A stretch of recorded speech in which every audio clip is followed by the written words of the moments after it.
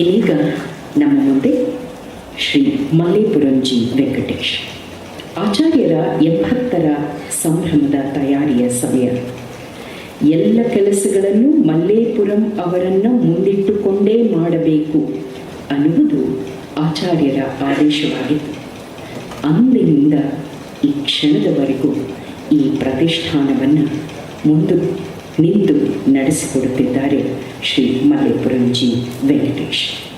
ಬನ್ನಂಜಿಯವರೇ, ನಿಮ್ಮ ತಂದೆಯ ಕುರಿತು ಬರೆಯಿರಿ ಎಂದು ಆಚಾರ್ಯರನ್ನು ಒತ್ತಾಯಿಸಿ ಒಂದು ಅಪೂರ್ವ ಇತಿಹಾಸದ ದಾಖಲೆಗೆ ಕಾರಣರಾದವರು ಶ್ರೀ ಮಲ್ಲೇಪುರಂ. ಕೂಡಿ ಊಟ ಮಾಡಬೇಕು ಎಂದು ಆಚಾರ್ಯರಿಗೆ ಅನಿಸಿದಾಗಲೆಲ್ಲ ಅವರು ನೆನೆಯುತ್ತಿದ್ದುದು ಮಲ್ಲೇಪುರಂ ಅವರನ್ನು. ಆಚಾರ್ಯರು ಅಂದಾಗಲೆಲ್ಲ ಮಲ್ಲೇಪುರಂ ನೆನೆಯುವುದು ಆಚಾರ್ಯರು ಅವರಿಗೆ ಕರುಣಿಸಿದ ಆ ಆತ್ಮೀಯ ಪರಮ ಆಲಿಂಗವನ ಮನೆ. ಬಲ್ಲವನೇ ಬಲ್ಲ ಬೆಲ್ಲದ ಸವಿ. ಮಲ್ಲೇಪುರಂಜಿ ವೆಂಕಟೇಶ್ ಬನ್ನಂಜೆ ಗೋವಿಂದಾಚಾರ್ಯ. ಅದೆಂಥ ನಂಟು! ಆ ನಂಟಿನ ವಿವರ, ನುಡಿ, ನಮನ ಎಲ್ಲವೂ ಇದೀಗ ನಿಮ್ಮ ಮುಂದೆ ಶ್ರೀ ಮಲ್ಲೇಪುರಂ ಅವರಿಂದ.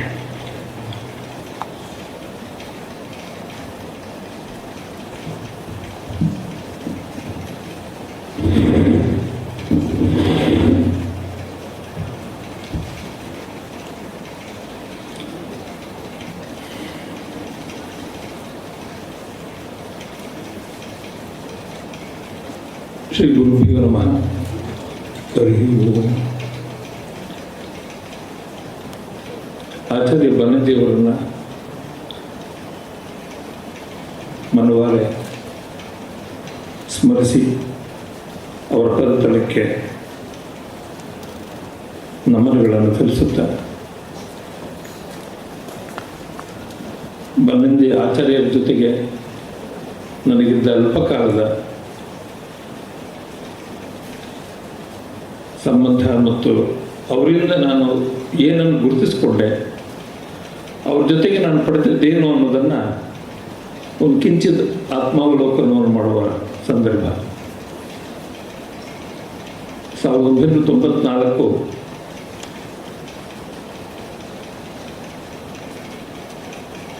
ಆ ವರ್ಷ ಆಚಾರ್ಯರು ಗುಲ್ಬರ್ಗಾದಲ್ಲಿ ಪ್ರವಚನ ಬಂದಿದ್ದರು 1 ವಾರಗಳ ಕಾಲ. ಆ ಹೊತ್ತಿನಲ್ಲಿ ನಾನು ಕನ್ನಡ ವಿಶ್ವವಿದ್ಯಾಲಯದಲ್ಲಿ ನಿರ್ದೇಶಕನಾಗಿ ಕೆಲಸ ಮಾಡ್ತಾ ಇದ್ದೆ. ಯಾವುದೋ ಕಾರಣದಿಂದ ನಾನು ಗುಲ್ಬರ್ಗ ವಿಶ್ವವಿದ್ಯಾಲಯದಲ್ಲಿ ಒಂದು ಶೈಕ್ಷಣಿಕ ಕಾರ್ಯಕ್ರಮಕ್ಕಾಗಿ ಹೋದಾಗ ಗುಲ್ಬರ್ಗ ದೂರದರ್ಶನ ಕೇಂದ್ರದಿಂದ ನನಗೊಂದು ಫೋನ್ ಬಂತು. ಆಚಾರ್ಯ ಬನ್ನಂಜಿಯವರು ಗುಲ್ಬರ್ಗದಲ್ಲಿದ್ದಾರೆ, ನೀವು ಮತ್ತು ಆಚಾರ್ಯರಿಬ್ಬರು ಸೇರಿ 1 ಗಂಟೆಗಳ ಕಾಲ ಒಂದು ಕಾರ್ಯಕ್ರಮವನ್ನು ನಡೆಸಿಕೊಡ್ಬೇಕು ಅಂತ. ನನಗೆ ಏನು ಹೇಳಬೇಕು ಅಂತ ದಿಕ್ತೋಚಲಿಲ್ಲ. ಆ ಕ್ಷಣ ಆಯಿತು ಅಂತ ಹೇಳಿದೆ. ಯಾವ ಧೈರ್ಯದ ಮೇಲೆ ಹೇಳಿದ್ದೋ ನನಗೆ ಗೊತ್ತಿಲ್ಲ. ನಂತರದಲ್ಲಿ ವಿಷಯ ಏನು ಅಂತ ಬಂತು. ಆಗ ಅವರು ಮತ ಮತ್ತು ಧರ್ಮ ಈ 2 ಪರಿಕಲ್ಪನೆಗಳ ಬಗ್ಗೆ ನೀವಿಬ್ಬರು ಸಂವಾದವನ್ನು ಮಾಡಬೇಕು ಅಂತ. ಅದು ಹಿಂದಿನ ದಿನ ಸಂಜೆ ನನಗೆ ದೂರದರ್ಶನದ ನಿರ್ದೇಶಕರು ಹೇಳಿದ ಮಾತು. ಮರುದಿನ ನಾನು 10 ಗಂಟೆಗೆ ದೂರದರ್ಶನ ಕೇಂದ್ರಕ್ಕೆ ಹೋದೆ. ನಾನು ಹೋಗೋಕ್ಕೆ 1-2 ನಿಮಿಷದ ಮುಂಚೆ ಆಚಾರ್ಯರು ಬಂದಿದ್ದರು. ನಾನು ಹೋದ ತಕ್ಷಣವೇ ನಾನು ಹೋಗಿ ನಮಸ್ಕಾರ ಮಾಡಿದೆ. ಬನ್ನಿ ಬನ್ನಿ ಬನ್ನಿ, ನಿಮ್ಮನ್ನೇ ಕಾಯ್ತಾ ಇದ್ದೀಯ ಅಂದರು. ಆಚಾರ್ಯ ಬನ್ನಂಜಿಯವ್ರ ಜೊತೆಗೆ ನನ್ನ ಸಂಪರ್ಕ ಏನೂ ಇರಲಿಲ್ಲ. ಅವರನ್ನು ನಾನು ನೋಡೇ ಇರಲಿಲ್ಲ 94ರವರೆಗೆ. ಆದರೆ ಎಷ್ಟು ತಮ್ಮ ಕಣ್ಣಿನಲ್ಲಿ ಒಂದು ಹೊಳಪನ್ನು ಸೂಸಿ ಎಷ್ಟು ಅಕ್ಕರೆಯಿಂದ ನನ್ನನ್ನು ಕರೆದರು ಅಂದಾಗ ನಾನು ಮಾತು ಬರೆದ ಮೂಕನಾದೆ ನಾನು. ನಂತರದಲ್ಲಿ ಇಬ್ಬರು ಕೂತ್ಕೊಂಡು ಏನು ವಿಷಯ, ಈ ವಿಷಯದ ಬಗ್ಗೆ ಹೇಗೆ ಪ್ರವೇಶ ಇತ್ಯಾದಿಗಳನ್ನು ಇಬ್ಬರು ಪರಸ್ಪರ ಮಾತಾಡಿಕೊಂಡು 1 ಗಂಟೆಗಳ ಕಾಲ ಏನು ಚರ್ಚೆ ಮಾಡಬೇಕು ಅಂತ ಒಂದು ಸಣ್ಣ ಕಿರು ಚೌಕಟ್ಟನ್ನು ನಾವು ಹಾಕ್ಕೊಂಡು ಮಾತಾಡಿದ್ದಾಯಿತು. ಇದು ಆಚಾರ್ಯ ಬರಂಜಿಯವರ ಮೊಟ್ಟ ಮೊದಲಾಯಿತು. ನಂತರದಲ್ಲಿ ಅದು ಹಲವು ಸಾರಿ ಪ್ರಸಾರ ಆಯಿತು. ಅನೇಕರು ಬಂದು ತುಂಬ ಚೆನ್ನಾಗಿ ನೀವಿಬ್ಬರು ಈ ಸಂವಾದ ನಡೆಸ್ಕೊಟ್ರಿ ಅಂತ ಹೇಳಿದರು. ಅದಾದ ನಂತರದಲ್ಲಿ ನಾನು ಉಡುಪಿಯ ರತಿಬೀದಿ ಗೆಳೆಯರಲ್ಲಿ ಒಬ್ಬರಾದಂಥ ಡಾಕ್ಟರ್ ಮುರಾರಿ ಬಲ್ಲಾಳ ನನ್ನ ಅತ್ಯಂತ ಆತ್ಮೀಯ ಗೆಳೆಯ. ನಾನು ಅನೇಕ ಸಲ ಉಡುಪಿಗೆ ಹೋದಾಗೆಲ್ಲ ಅವ್ರ ಹತ್ರ ಹೋಗ್ತಾ ಇದ್ದೆ. ನಾನು ಅವರ ಮನೆಯಲ್ಲಿ ಉಳಿತಾ ಇದ್ದೆ. ನಂತರದಲ್ಲಿ ಅಂಬಲ್ಪಾಡಿ ದೇವಸ್ಥಾನದಲ್ಲಿ ಕರ್ಕೊಂಡು ಹೋಗಿ ಪೂಜೆ ನಡೆಸಿ ಆಚಾರ್ಯ ಬರಂಜಿಯವರ ಹತ್ರ ನಾವು ಬರ್ತಾ ಇದ್ವು. ಅಲ್ಲಿ 2 ಗಂಟೆ 1 ಗಂಟೆ ಹೀಗೆ ಸಂಗೀತ, ಜ್ಯೋತಿಷ, ವರ್ತಮಾನ ಕಾಲದ ಸಂದರ್ಭ, ವೇದಾಂತ, ಹೀಗೆ ಅನೇಕ ವಿಷಯಗಳನ್ನು ಆಚಾರ್ಯರ ಜೊತೆಗೆ ನಾನು ಮುರಾರಿ ಬಲ್ಲಾಳ ಹಂಚಿಕೊಳ್ತಾ ಇದ್ದೆ. ಹೀಗೆ ಪ್ರಸಂಗ ಬೆಳೀತಾ ಬೆಳೀತಾ ಬೆಳೀತಾ ಯಾವುದೇ ಪತ್ರ ವ್ಯವಹಾರ ಮಾಡಲಿಲ್ಲ. ನಾನು ಯಾವುದನ್ನು ಅವ್ರ ಜೊತೆಗೆ ದೂರವಾಣಿಯಲ್ಲೂ ಹೆಚ್ಚು ಮಾತಾಡಿಲ್ಲ. ಆದರೆ ಎಲ್ಲಾದರೂ ಒಮ್ಮೊಮ್ಮೆ ಸಿಕ್ಕಾಗ, ಅಪರೂಪಕ್ಕೆ ಅವರು ಬಂದಿದ್ದಾರೆಂದು ಸಿಕ್ಕಾಗ ಮಾತ್ರ ಅವ್ರ ಜೊತೆಗೆ ಹೆಚ್ಚು ನಾನು ಇದು ಮಾಡ್ತೇನೆ. ನಾನು ಕರ್ನಾಟಕ ಸಂಸ್ಕೃತ ವಿಶ್ವವಿದ್ಯಾಲಯದ ಕುಲಪತಿ ಆಗಿ ನಿಯುಕ್ತಿಯಾದಾಗ 2010ರಲ್ಲಿ, ಅದಕ್ಕಿಂತ ಮುಂಚೆ 2008ರಲ್ಲಿ ಆಚಾರ್ಯ ಬರಂಜಿ ಅವರಿಗೆ ನಾನು ಹೋಗಿ ನಮನ ಸಲ್ಲಿಸಿ ಹೇಳಿದವರು. ಆಗ ಕವಿತಾ ಉಡುಪ ಅವರ ಮನೇಲಿ, ಮಗಳ ಮನೆಯಲ್ಲಿದ್ದರು. ಹೋಗಿ ಹೀಗೆ ತೊಗೊಂಡಿದ್ದೀನಿ, ಈ ಕೆಲಸಗಳನ್ನು ಮಾಡ್ತಾ ಇದ್ದೀನಿ, ನಾನು ಇದರಲ್ಲಿ ಮಾರ್ಗದರ್ಶನ ಬೇಕು ಅಂತ ನಾನು ಕೇಳಿದೆ. ಆಗ ಅವರು ಇಡೀ ವಿಶ್ವವಿದ್ಯಾಲಯದ ಸ್ವರೂಪ ಏನು, ಹೇಗೆ ಕಟ್ಟಬೇಕು ಅನ್ನೋ ಬಗ್ಗೆ ಒಂದು ಸಾಂಸ್ಥಿಕವಾದಂಥ ಒಂದು ರೂಪವನ್ನು ಅವರು ನನಗೆ ಒಂದು ದಿಗ್ದರ್ಶನವನ್ನು ಮಾಡಿದರು. ಅದಾದಮೇಲೆ 2010ರಲ್ಲಿ ನಾನು ಕುಲಪತಿಯಾಗಿ ನಿಯುಕ್ತಿ ಆದಮೇಲೆ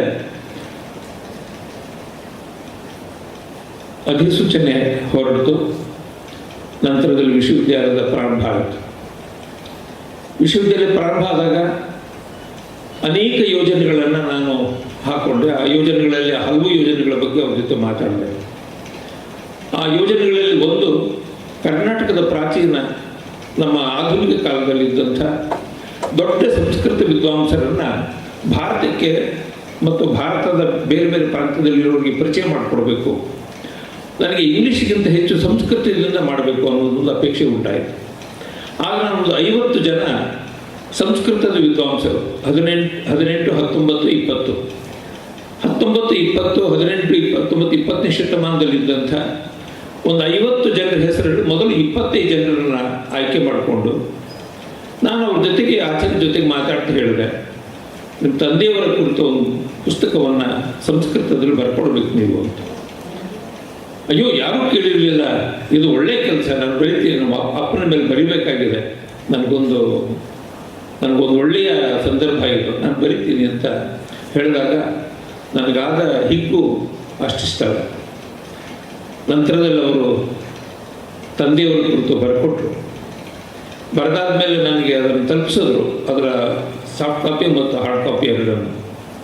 ನಾನು ಆ ಪ್ರತಿಯನ್ನು ಓದಿ ಒಂದು 2-3 ಗಂಟೆ ಓದಿದೆ. ನಾನು ಓದಿದಾದ್ಮೇಲೆ ತಕ್ಷಣವೇ ನಾನು ಅವರಿಗೆ, ಅವ್ರು ಬಂದು ಇರೋದು ಗೊತ್ತಾಯಿತು.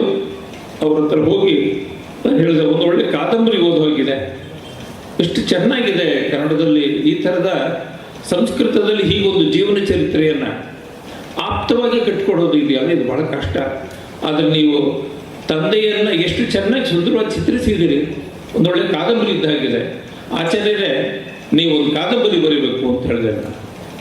ನೀವು ಎಲ್ಲ ಪ್ರಕಾರಗಳಲ್ಲೂ ಕೆಲಸ ಮಾಡಿದಿರಿ, ಕನ್ನಡದಲ್ಲಿ, ಸಂಸ್ಕೃತದಲ್ಲಿ ಏನೇನೋ ಮಾಡಬೇಕು ಅದೆಲ್ಲ ಮಾಡಿದ್ದೀರಿ, ನನಗೊಂದು ಕಾದಂಬರಿ ಬರ್ಕೊಡಿ. ನೀವು ಕಾದಂಬರಿ ಬರೆಯಬಲ್ಲ ಸಾಮರ್ಥ್ಯ ಇರೋರು. ಕನ್ನಡದಲ್ಲಿ, ಸಂಸ್ಕೃತದಲ್ಲಿ ಕಾದಂಬರಿಗಳ, ಆಧುನಿಕ ಕಾದಂಬರಿಗಳು ಬಹಳ ಕಡಿಮೆ. ಕಾವ್ಯಕಂಠ ಗಣಪತಿ ಮುನಿಗಳು 1914-16ರಲ್ಲಿ ಬರೆದಂಥ ಒಂದು ಕಿರು ಕಾದಂಬರಿ ಬಿಟ್ಟರೆ ನಂತರದಲ್ಲಿ ಕಾದಂಬರಿಗಳು, ಆ ಪ್ರಮಾಣದ ಕಾದಂಬರಿಗಳು ಭಾರತದಲ್ಲಿ ಬೇರೆ ಬೇರೆಯವರು ಬರೆದಿದ್ದಾರೆ. ಆದರೆ ಆಧುನಿಕ ಶೈಲಿನಲ್ಲಿ ಒಂದು ವಸ್ತುವನ್ನು ತಗೊಂಡು ನೀವು ಬರಿಬಹುದು ಅಂತ ನಾನು ಸೂಚನೆ ಕೊಟ್ಟೆ. ಇಲ್ಲ, ಅವರು ಹೇಳಿದ್ರು ಇಲ್ಲ ಬರಿಬೇಕು ಅಂತ ಅನಿಸುತ್ತೆ, ಆದರೆ ನನ್ನ ಹಮ್ಮಿಕೊಂಡಿರುವ ಕೆಲಸಗಳಲ್ಲಿ ಅವು ಆಗ್ತಾ ಇಲ್ಲ ಅಂತ ಹೇಳಿದ್ರು. ಅದಾದಮೇಲೆ ನನ್ನ ಅನೇಕ 1-2-3 ಕಾರ್ಯಕ್ರಮಗಳಿಗೆ ಹೋಗಿ ಅವರನ್ನು ಕರೆದಾಗ ತುಂಬ ಪ್ರೀತಿಯಿಂದ ಬಂದು ನನಗೆ ಹರಿಸಿದರು. ಅನೇಕ ಸಮಸ್ಯೆಗಳು ನನಗೆ ಒದಗಿದಾಗ ನಾನು ಆಚಾರ್ಯರ ಹತ್ರ ಹೋಗ್ತಾ ಇದ್ದೆ, ನಾನು ಪೇಜಾರ್ ಶ್ರೀಗಳ ಹತ್ರ ಹೋಗ್ತಾ ಇದ್ದೆ, ಬಾಲಗಂಗಾಧರ ಸ್ವಾಮಿಗಳ ಹತ್ರ ಹೋಗ್ತಾ ಇದ್ದೆ, ಶಿವಕುಮಾರ ಸ್ವಾಮಿಗಳ ಹತ್ರ ಹೋಗ್ತಾ ಇದ್ದೆ. ಈ ರೀತಿ ಹೋದಾಗೆಲ್ಲ ನನಗೆ ಅನೇಕ ರೀತಿಯ ಸಂಶಯಗಳನ್ನು, ಅನೇಕ ಸಮಸ್ಯೆಗಳನ್ನು ಪರಿಹಾರ ಮಾಡಿದ್ದುಂಟು. ಎಂಥ ಅನೇಕ ಸಂದರ್ಭಗಳಲ್ಲಿ ಆಚಾರ್ಯ ಬರಂಜಿಯವರು ನನಗೆ ತುಂಬ ಧೈರ್ಯವನ್ನು, ತುಂಬ ಒತ್ತಾಸೆಯನ್ನು ನೀಡಿದ್ದಾರೆ ಅವರು. ಆ ನಂತರದಲ್ಲಿ ನಾನು ಒಂದು ಮಾತು ಹೇಳಿದೆ, ಆಚಾರ್ಯರೇ ನೀವು ಭಾಗವತಕ್ಕೆ ಸರಿಯಾದ ಒಂದು ಪಾಠಾಂತರ, ಅದನ್ನು ಸಂಶೋಧಿತವಾದಂಥ ಒಂದು ಆವೃತ್ತಿ ಇಲ್ಲ ಅಂತ ನೀವು ಪದೇ ಪದೇ ಹೇಳ್ತಾ ಇದ್ದೀರಿ, ಆ ಕೆಲಸವನ್ನು ಮುಗಿಸಿ ನೀವು ಅಂತ ಹೇಳಿ. ನಾನು ಹೋದಾಗ ಒಮ್ಮೆ ಕವಿತಾ ಉಡುಪ ಅವರ ಮಗಳ ಮನೆಯಲ್ಲಿದ್ದರು.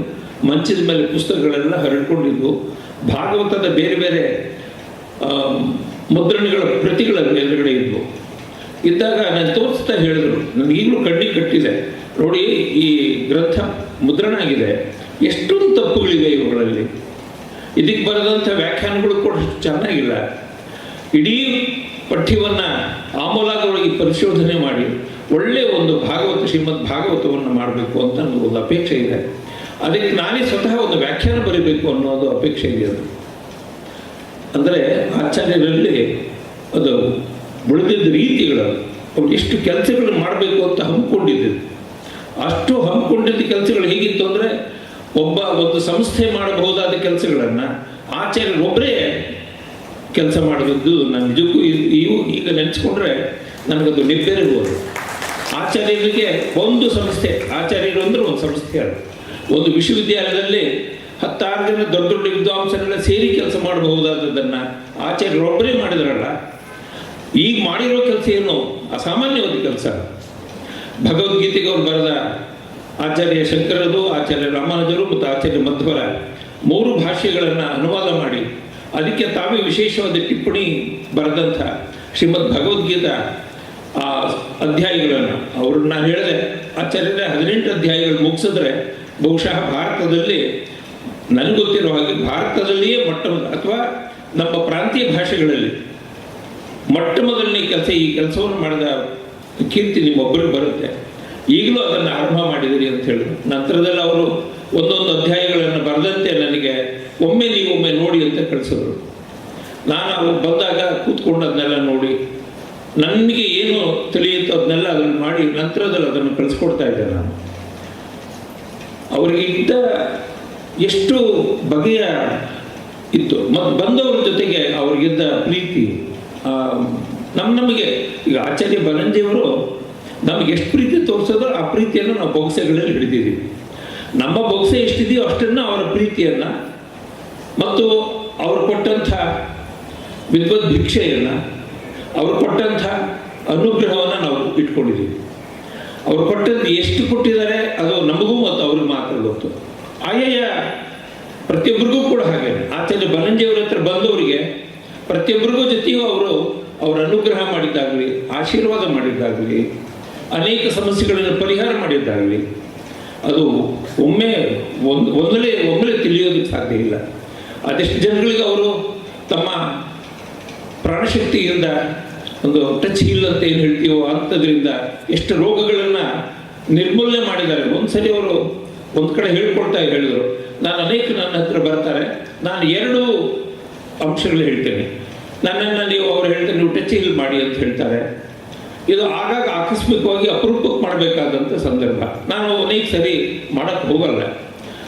ಆ ಥರದ ಒಂದು ಪ್ರಸಂಗವನ್ನು ಗುಲ್ಬರ್ಗದಲ್ಲಿ, ಇನ್ನೊಂದು ಪ್ರಸಂಗವನ್ನು ಚಿತ್ರದುರ್ಗದಲ್ಲಿ ಆದಂಥದ್ದನ್ನು ನನ್ನ ಜೊತೆ ಹೇಳಿಕೊಂಡಿದ್ರು. ಅವರು ಬೇರೆ ಪ್ರವಚನಗಳ ಸಂದರ್ಭದಲ್ಲಿ ಈ ಮಾತು ಹೇಳಿದ್ದಾರೆ.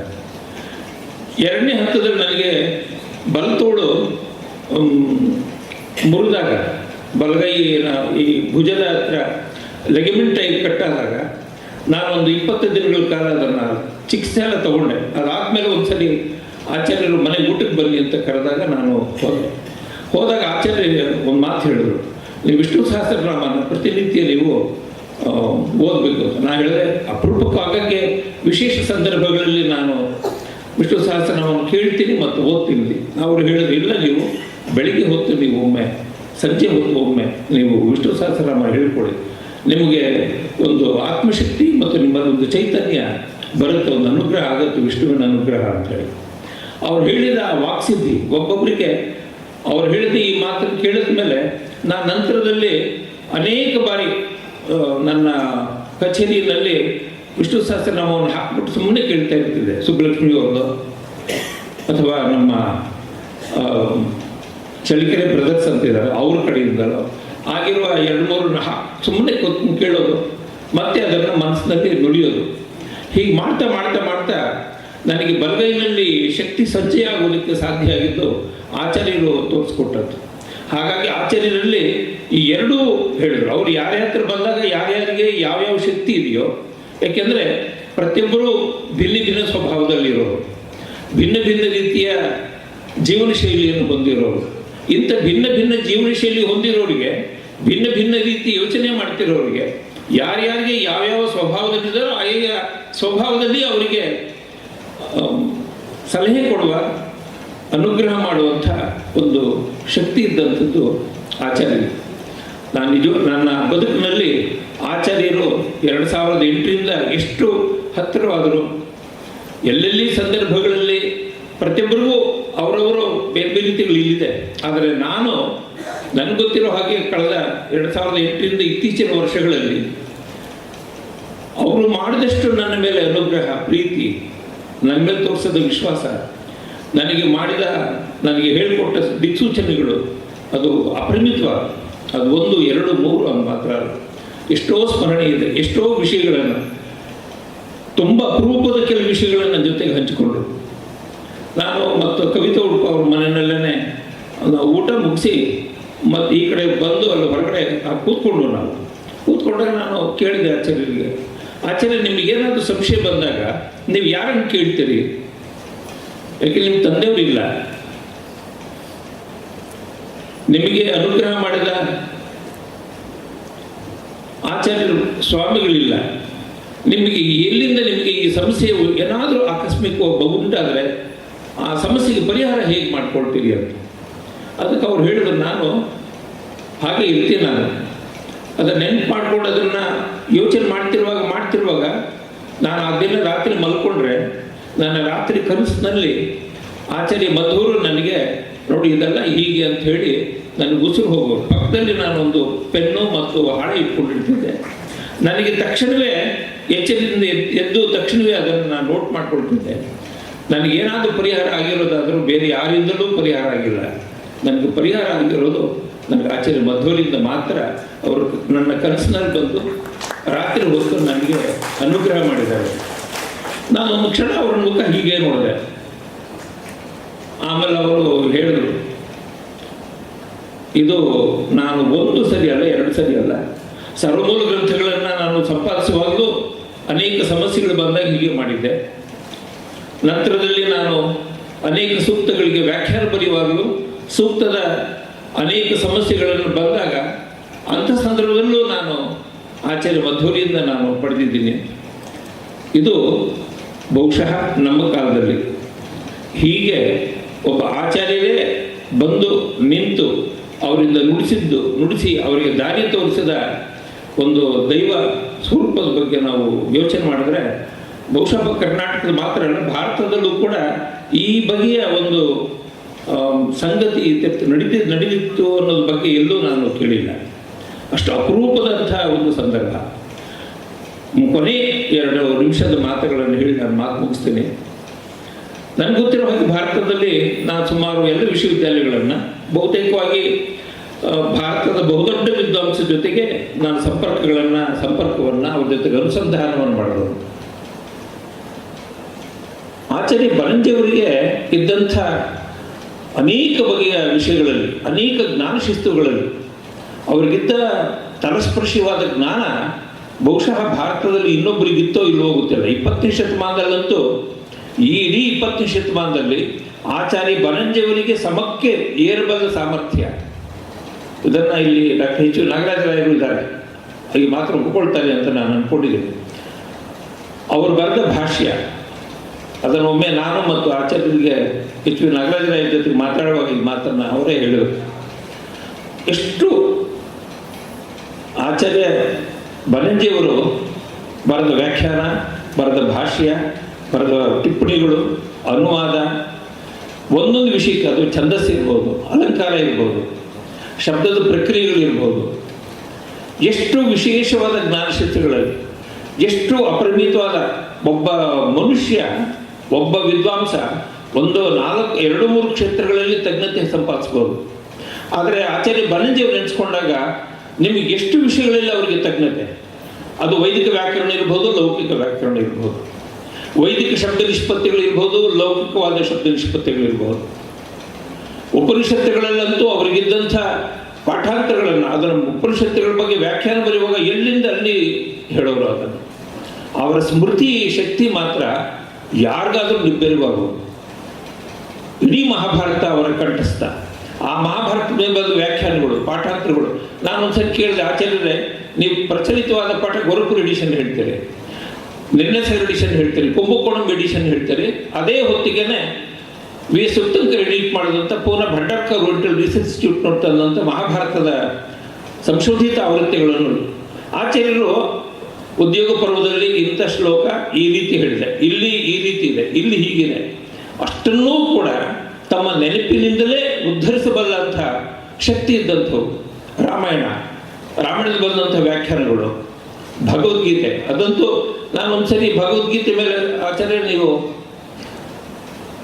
ಕಾಶ್ಮೀರದ ಶೈವ ದರ್ಶನದ ಅಭಿಮೃತಪಾದರದು ಗೀತೆ ಮೇಲೆ ಒಂದು ಸಂಗ್ರಹ ಕೃತಿ ಒಂದು ಬಂದಿದೆ, ತುಂಬ ಹೆಚ್ಚಿಲ್ಲ, ನಾನು ನೋಡಿದ್ದೀನಿ ಅದನ್ನು. ಅಂದರು ಬಹುಶಃ ನಮ್ಮ ವಿದ್ವಾಂಸ ವಲಯದಲ್ಲಿ ಅಭಿಮೃತಪಾದರು ಭಗವದ್ಗೀತೆ ಮೇಲೆ ಬರೆದಂಥ ಆ ವ್ಯಾಖ್ಯಾನವನ್ನು ತುಂಬ ಕೆಲವು ಕಡೆ ಶಬ್ದದ ನಿಷ್ಪತ್ತಿ ಇತ್ಯಾದಿ ಇದೆ, ಕೆಲವು ಕಡೆ ವಿವರಗಳಿವೆ.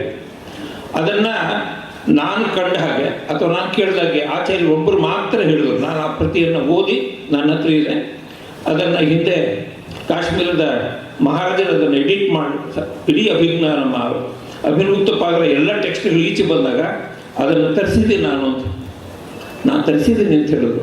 ಅಂದರೆ ಆಚಾರ್ಯರು ಜ್ಞಾನವನ್ನು ಹೇಗೆ ಅದರ ಜೊತೆಗೆ ಪ್ರವೇಶ ಮಾಡ್ತಾ ಇದ್ರು, ನೋಡ್ತಾ ಇದ್ರು, ಅದನ್ನು ಸ್ಮರಣೆ ಮಾಡಿಕೊಂಡು ಅದನ್ನು ಎಷ್ಟು ಮಟ್ಟಿಗೆ ಇಟ್ಕೊಂಡಿದ್ರು, ಎಷ್ಟು ಅಷ್ಟಾದಶೋಪನಿಷತ್ತುಗಳು ಅವರಿಗೆ ಕಂಠಸ್ಥ, ಅದರಿಂದ ಒಂದು ವ್ಯಾಖ್ಯಾನಗಳು ಕಂಠಸ್ಥ, ಇಡೀ ಭಾಗವತ ಕಂಠಸ್ಥ, ಅದು ಹೃದಯಸ್ಥ, ರಾಮಾಯಣ, ಮಹಾಭಾರತ, ಎಷ್ಟೋ ಕಾವ್ಯಗಳು, ಯಾವ್ಯಾವುದೋ ಬೇರೆ ಬೇರೆ ಅನ್ಯ ಗ್ರಂಥಗಳಲ್ಲಿ ಇದ್ದಂಥ ವಿಷಯಗಳು ಎಲ್ಲವನ್ನೂ ಕೂಡ ಚಚ್ಚು ತಪ್ಪದೆ ಹೀಗೆ ಅಂತ ಹೇಳೋರು. ನನಗೆ ಇದು ಮಾತ್ರ ವಿಸ್ಮಯ ನನಗೆ. ಅದಕ್ಕಾಗಿ ನಾನು ಹೇಳ್ತಿದ್ದೆ, ಆಚಾರ್ಯರೇ ನೀವು ನಿಜವಾಗ್ಲೂ ಸರ್ವತಂತ್ರ ಸ್ವತಂತ್ರ, ನೀವು ಸರ್ವತಂತ್ರ ಸ್ವತಂತ್ರ ಅಂತ 20ನೇ ಶತಮಾನದಲ್ಲಿ ಹೇಳ್ಬೋದಾದ್ರೆ ಒಂದು 2-3 ಹೇಳ್ಬೋದು ಆ ಮಾತನ್ನ. ಆ 2-3 ಹೇಳ್ಬಹುದಾದ ಮಾತಿನಲ್ಲಿ ಆಚಾರ್ಯ ಮಧ್ವರು ಅಗ್ರಶ್ರೇಣಿಯಲ್ಲಿ ಇರ್ತಾರೆ ಅಂತ ಹೇಳ್ತಾ, ಅವರ ಸ್ಮರಣೆ ನಮಗೆ ದಾರಿದೀಪವಾಗಲಿ. ಅವರ ಕೃತಿಗಳು ನಮ್ಮ ಬದುಕನ್ನು ತಿಳಿಯೋದಕ್ಕೆ, ಬದುಕನ್ನ ಮೂಲಕ ಒಂದು ದೈವಿಕ ಮಾರ್ಗದ ಕಡೆ ಹೋಗೋದಕ್ಕೆ ಅವಕಾಶವನ್ನು ಅವರ ಕೃತಿಗಳು ಮಾಡಿಕೊಡ್ತವೆ. ಅವರ ಮಾತುಗಳನ್ನು ನಿರಂತರವಾಗಿ ಕೇಳೋಣ, ನಾವು ಅವರ ಕೃತಿಗಳನ್ನು ನಿರಂತರವಾಗಿ ಓದ್ತಾ ಹೋಗೋಣ. ಅವರ ನೆನಪಿನಲ್ಲಿ ನಮ್ಮ ಬದುಕನ್ನು ಹಸನು ಮಾಡಿಕೊಳ್ಳೋಣ. ನಮಸ್ಕಾರ.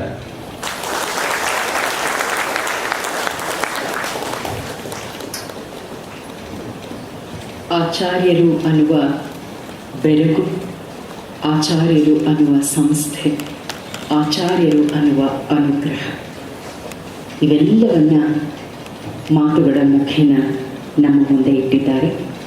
ಆ ನಮನವನ್ನು ಸಲ್ಲಿಸಿದ್ದಾರೆ ಮಲ್ಲೇಪುರಂ ಶ್ರೀ ವೆಂಕಟೇಶ್ವರು. ಮಲ್ಲೇಪುರಂ ಜಿ ವೆಂಕಟೇಶ್ವರಿಗೆ ನಮ್ಮ ಗೌರವದ ವಂದನೆಗಳು.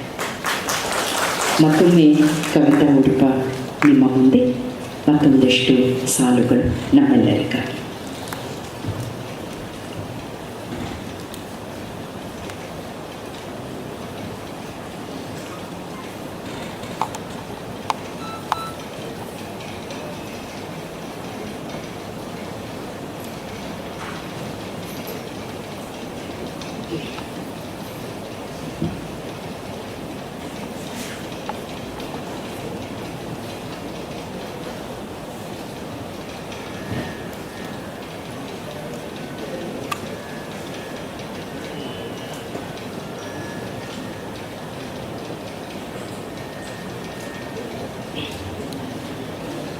ಅಪ್ಪನಿಗೆ ತಕ್ಕ ಮಗನೀತ ನವೋ ನವನೀತ ನವನೀತ ಸೂರ್ಯನನ್ನು ತೋರಿಸಲು ಹಣತೆಯನ್ನು ಹಚ್ಚಿದನು ತಂದೆ ತೋರಿದ ದಾರಿ ನಂಬಿ ನಡೆದವನು ಸಾಸಿವೆಯ ಕಾಳಲ್ಲಿ ಕುಂಬಳವ ತುಂಬಿದನು ಪುಟ್ಟದೋಳಿಯಲಿ ಕಡಲ ದಾಟಿದವನು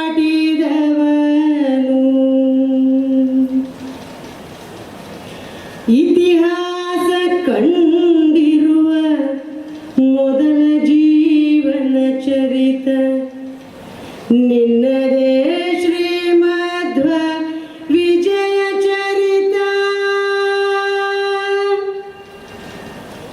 ನಿನ್ನ ನಿಷ್ಠುರದ ನುಡಿ ಅಲಗು ಬಲು ಹರಿತ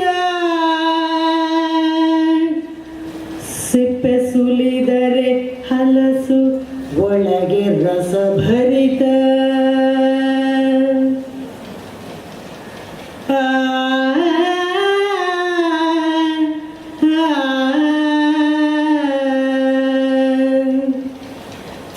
ತ್ರೈವಿಕ್ರಮಾರ್ಯನಿ ನಯ ಚಂದ್ರಿಕಾಚಾರ್ಯ ತತ್ವದೀಪನ ಮಗನು ಯೋಗದೀಪ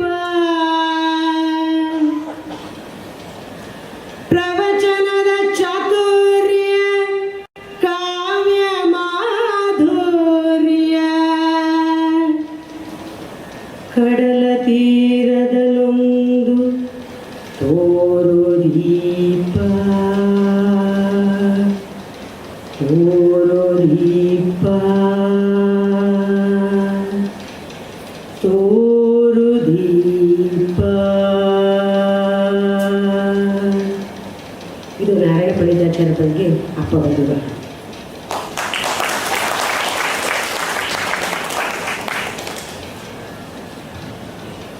ಕಡಲ ತೀರದಲ್ಲೊಂದು ತೋರು ದೀಪ, ತೋರು ದೀಪವನ್ನು ಹಾಡಿನ ಮುಖೇನ ನಮ್ಮ ಮುಂದೆ ಇಟ್ಟಿದ್ದಾರೆ ಕವಿತಾ ಉಡುಪ.